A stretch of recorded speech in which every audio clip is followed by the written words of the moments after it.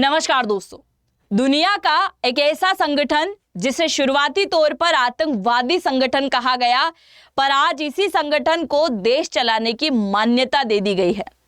आज के इस वीडियो में मैं आपको बताने वाली हूं कि संगठन के द्वारा पहले से ही एक देश के ऊपर कब्जा कर रखा है और उस कब्जे के चलते वहां पर शरिया कानून ऑलरेडी लागू कर रखा है, जिसके चलते महिलाएं किसी प्रकार से बाहर काम करने के लिए नहीं जा सकती और अगर यहां किसी ने चोरी करने की कोशिश करी तो उसके हाथ पैर तक कटवा दिए जाएंगे और अगर छोटा मोटा गुनाह कर दिया जाए तो सरेआम इसे सजा दी जाएगी।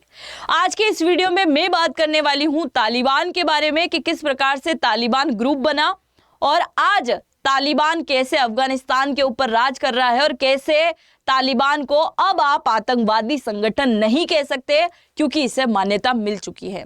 शुरुआत करते हैं आज के इस वीडियो की। मेरा नाम है अंजलि और मैं आप सभी का स्वागत करती हूं एग्जाम नारी के यूट्यूब प्लेटफॉर्म पर। यहां पर आपको दिखाई दे रहा है मैप में, यह है अफगानिस्तान और अफगानिस्तान में पिछले 2021 से तालिबान की सरकार है, यानी कि तालिबान जो आतंकवादी संगठन था अब नहीं है, उसकी यहाँ पर सरकार है और आसपास के देश भी इसको क्या बोलते हैं, आतंकवादी संगठन बोलते हैं। और एक पड़ोसी हमारा आतंकवादी जानते हो आप, पाकिस्तान, जो पूरी तरीके से इसका अभी तक सपोर्ट करते आया है। यहाँ तक कि 2003 के अंदर रशिया के द्वारा ये कहा गया कि ये तालिबान ग्रुप कोई अच्छा ग्रुप नहीं बल्कि एक आतंकवादी ग्रुप है, इसे अफगानिस्तान से बाहर फेंक देना चाहिए और 2003 के अंदर इसे आतंकवादी लिस्ट के अंदर डाल दिया गया।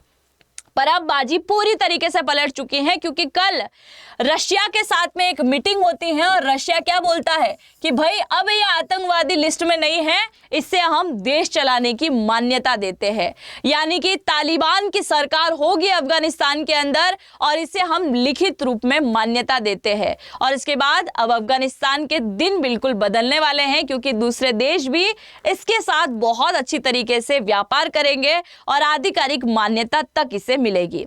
अब सबसे बड़ा सवाल यह आता है कि तालिबान की सरकार कैसे बनी, मतलब इसका संगठन कैसे यहां पर एक्टिव हुआ और क्या है तालिबान।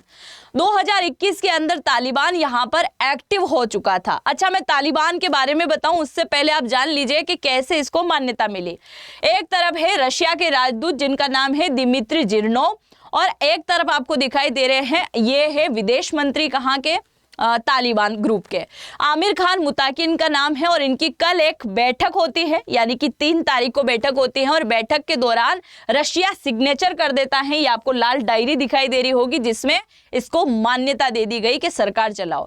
और इसके चलते जैसे ही मान्यता मिली तालिबान की तरफ से लगातार ट्वीट आने लगे और ट्वीट में इनके द्वारा कहा गया कि हम बहुत खुश हैं कि एक इस्लामिक अमीरात देश अफगानिस्तान को तालिबान सरकार को मान्यता मिल गई। ये अपने आपको क्या मानते हैं, अपने आप को इस्लामिक अमीरात देश मानते हैं और यहाँ यही लिखा हुआ है। आई थिंक आप अगर उर्दू पढ़ सकते हैं तो जरूर से बताइएगा कि क्या है ये। तो यही है इस्लामिक अमीरात देश जो है इसको मान्यता दे दी गई है। अब सवाल ये आता है कि तालिबान संगठन क्या है।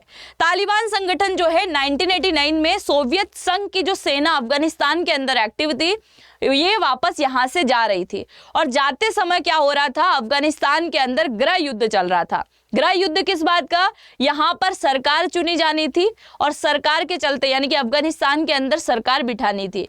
तो यहीं से कुछ कट्टरपंथी लोग जो थे इस्लामिक के वो यहां पर रुक गए, कुछ लड़ाके थे वो भी यहां पर रुक गए क्योंकि उनको क्या करना था, अफगानिस्तान के अंदर अपनी सरकार बनाना था। आखिरकार कुछ चरमपंथी लोगों के द्वारा, कुछ कट्टरवादी लोगों के द्वारा और कुछ लड़ाकों के द्वारा मिलकर 1994 के अंदर एक संगठन रेडी कर दिया जाता है और इस संगठन का नाम होता है तालिबान। तालिबान संगठन 1994 में बनके रेडी होता है और अफगानिस्तान के अंदर कब्जा जताना शुरू करता है। सबसे पहले वो काबुल को पकड़ता है, राजधानी क्षेत्र पर जैसे ही कब्जा हुआ पूरे देश के ऊपर ये कब्जा कर लेता है। पर इनकी किस्मत जो है बुरी चल रही होती है क्योंकि 2001 के अंदर अमेरिका की सेना अफगानिस्तान के अंदर आके बैठ जाती है। वो क्यों आती है, तो आप सभी जानते हैं 9/11 का जो मास्टरमाइंड था, आतंकी ग्रुप जो था, मतलब आतंकवादी जो था, उसको ढूंढने के लिए अमेरिका की सेना जहां जहां आतंकवादी छिप सकते हैं वहां जाके एक्टिव हो रही थी। और 2001 के अंदर जैसे अफगानिस्तान के अंदर आती है तो अफगानिस्तान के अंदर कई सारे आतंकवादी जो रहते हैं वो पाकिस्तान में भग के आ जाते हैं। और उसी के चलते 2001 से लेकर 2021 तक अमेरिकी सेना वहां पर एक्टिव रहती है, जिससे तालिबान संगठन चित्तर-बित्तर हो जाता है।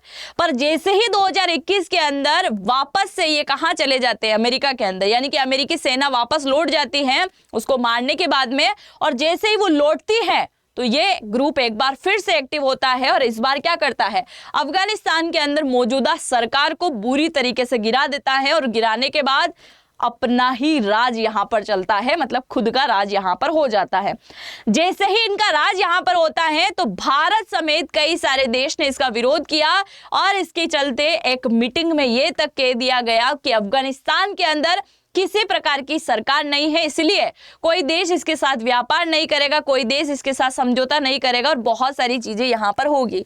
आप सभी को पता है ऑपरेशन सिंदूर के बाद में हमारे विदेश मंत्री की अफगानिस्तान के अंदर एक आधिकारिक यात्रा होती है, और उस यात्रा के बाद में अफगानिस्तान ने काबुल नदी का पानी तक रोक दिया था, पाकिस्तान वालों को देने से मना कर दिया, जिसके चलते पाकिस्तान का एक डैम फिट्टूस हो गया है, पूरी तरीके से सूखा गया है। मतलब अफगानिस्तान का भारत के साथ अब बहुत अच्छा नाता कहीं ना कहीं जुड़ने वाला है, और भारत भी व्यापार करेगा, क्योंकि अगर एक देश ने इसको आतंकवादी नहीं कहा है तो दूसरे कौन से कह लेंगे। तो अब अफगानिस्तान को जैसे ही सरकार चलाने की मान्यता मिली है, तो भारत ने अभी तक जो है, हालांकि भारत खुले तौर पर समर्थन नहीं करता है, पर भारत, रशिया, अमेरिका, पाकिस्तान ये तो सपोर्ट करता है, फिर भी बोलेगा भाई, तो पाकिस्तान और ईरान ये सभी जो है अभी तक आतंकवादी बोलते थे, पर शायद अब ऐसा नहीं होगा, दिन बदल चुके हैं और अब आतंकवादी नहीं बोला जाएगा। अब ये जो इनको मान्यता मिली है, ये किस आधार पे मिली है, तो ये मिली है मोंटेवीडियो संधि के आधार पे, जो 1933 में हुई थी। उसी संधि के आधार पर, मतलब आबादी और जो क्षेत्र होता है, क्षेत्रफल जो होता है, उसी के आधार पर इसको क्या मिल गई है, एक मान्यता यहाँ पर मिल गई है। अब आप देखिए, अगर किसी मान्यता प्राप्त सरकार अगर वहां पे चल रही है तो उससे क्या फायदे होंगे। पहला फायदा, जितने भी पड़ोसी देश हैं वो उसका सहयोग करेंगे, यानी कि व्यापार इनका बढ़ेगा एक दूसरे देश के साथ। यानी कि अफगानिस्तान के अंदर किसी का व्यापार हो रहा है तो भारत तक आएगा, अफगानिस्तान से ईरान तक जाएगा, अफगानिस्तान से रशिया, चाइना तक भी वो क्या करेगा, व्यापार करेगा। दूसरा, एक दूसरे देश के साथ में मजबूती के साथ रिश्ते होंगे। अभी तक आतंकवादी के चिढ़ा रहे थे, लड़ाई कर रहे थे, पर अब से ऐसा नहीं होगा, यानी कि इसको आतंकवादी तो बोल नहीं सके, इसलिए रिश्ता मजबूत होगा कहीं ना कहीं। इसके अलावा जैसे ही आधिकारिक मान्यता इसको मिली है, ये अगर किसी वर्ल्ड बैंक के साथ, IMF के साथ या किसी के भी साथ जुड़कर अगर किसी प्रकार से अपने देश के लिए कर्जा लेना चाहे, रक्षा क्षेत्र से रिलेटेड, डिफेंस से रिलेटेड, तो शायद वो भी बहुत आसानी से इनको मिल जाएगी। अगर यहाँ बाढ़ से ग्रसित या कोई भी ऐसा काम हो जाता है जिसके चलते नुकसान है, तो दूसरे देश क्या करेंगे, सहयोग करेंगे। जैसे अभी कोविड वापस आ रहा है, तो कोविड के लिए भारत ही क्या करेगा, वैक्सीन पहुंचाने का काम करेगा। कुल मिलाकर जैसे ही मान्यता मिलेगी तो दूसरे देश हर प्रकार से इनका सहयोग करेंगे, चाहे वो व्यापार का हो या किसी प्रकार का। अब आप जरा सुनो, अफगानिस्तान के अंदर इसे मान्यता नहीं मिली, उससे पहले ही यहाँ पर कई प्रकार के कठिन कानून बने हुए हैं। कानून की अगर हम सबसे पहले बात करें महिलाओं को लेकर, तो यहाँ पर इस्लामिक सरियाई कानून लागू है, सरिया कानून लागू है। अब ये सरिया कानून के चलते महिलाओं को बुर्का पहनना अनिवार्य है, महिलाएं केवल घर के काम कर सकती हैं, बाहर जाके काम नहीं कर सकती, वर्किंग वुमेन किसी प्रकार से ये नहीं बन सकती हैं, प्रतिबंध है। इसके अलावा अगर आप स्कूल में पढ़ाई कर रही हैं तो पढ़ाई की भी एक लिमिट है, महिलाओं को सिर्फ वहां तक पढ़ने का अधिकार है। अगर आप घर के अंदर टीवी म्यूजिक बहुत लाउड चला के डांस कर रहे हैं तो ये इसके ऊपर भी पाबंदी है। खुश नसीब हो तुम कि तुम्हें क्या मिला, भारत जैसा देश मिला कि जहां चाहे तब राजनेता को गाली दे दी और चाहे तब टीवी म्यूजिक चला लिया, पर यहाँ पर बिल्कुल भी ये चीजें अलाउ नहीं है ना। इसके साथ ही सरिया कानून की अगर हम बात करें, तो अगर आपने अफगानिस्तान में रहते हुए किसी प्रकार से चोरी कर ली, कभी भूल के भी अगर अफगानिस्तान के अंदर घूमने जा रहे हो और चोरी करने का मन में ख्याल आए ना, पहले ही तौबा कर लेना, क्योंकि अगर चोरी कर ली तो बड़ी किस्मत खराब हो जाएगी, क्योंकि दोनों हाथ काट दिए जाते हैं, ऐसी सजा का प्रावधान वहां पर है।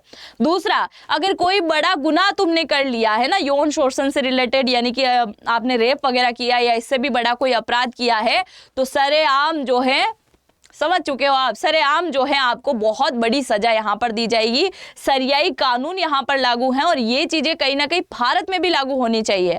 मतलब ये जो सजा का प्रावधान है, मैं इसकी बात कर रही हूँ, ये जरूर से यहाँ पर लागू होना चाहिए। अब आप देखो, तालिबान ने कहा कि महिलाओं को सरियार कानून के अकॉर्डिंग ही यहाँ पर क्या दी जाएगी, आजादी। अब ये सरियाई कानून क्या होता है? ये जो सरिया कानून होता है ये केवल मोहम्मद पैगंबर साहब के द्वारा जो उपदेश दिए गए हैं, उनकी जो बातें कही गई है वो, और इसके अलावा जो कुरान में लिखे गए जो सेक्शंस उनके अकॉर्डिंग जो माने जाते हैं, उन्हीं के अकॉर्डिंग एक कानून है जिससे सरिया कानून कहा जाता है। मतलब मोहम्मद पैगंबर साहब और कुरान के द्वारा जो बातें कही गई है उसी के अकॉर्डिंग क्या होगा, आपने अगर कोई गुनाह किया है तो उसका फैसला यहाँ पर हो जाएगा। अब सवाल ये आता है कि सरिया कानून कहाँ कहाँ लागू है, तो आप देख सकते हैं बहरीन, इराक, मिस्र, नाइजीरिया, सूडान, सऊदी अरब, Yemen, Maldives, Indonesia, Malaysia, Brunei, अमीरात, संयुक्त अरब अमीरात, इसके अलावा कतर, पाकिस्तान, अफगानिस्तान, ईरान, इन सभी देशों के अंदर लागू है। मुझे लगता है पाकिस्तान के अंदर लागू होगा। आपको लगता है क्या किसी हालत में कि इसमें लागू है? इसमें लागू होता है तो ये बॉर्डर के आसपास नहीं घूम रही होती है कि नहीं? बताइए जरा। अच्छा, ये अफगानिस्तान तो आगे बढ़ने के लिए बहुत कुछ कर रहा है, पर आप अपनी जिंदगी में आगे बढ़ने के लिए क्या कर रहे हो? और इसके लिए हम आपके सामने एक नए प्रकार का कोर्स लेके आए हैं जिसके अंदर आपको सिखाई जाएगी AI टेक्नोलॉजी। जेन AI का कोर्स होगा, क्योंकि आज की जिंदगी में जैसा पानी बहुत ज्यादा इंपॉर्टेंट है वैसे ही AI बड़ा इंपॉर्टेंट होते जा रहा है ना।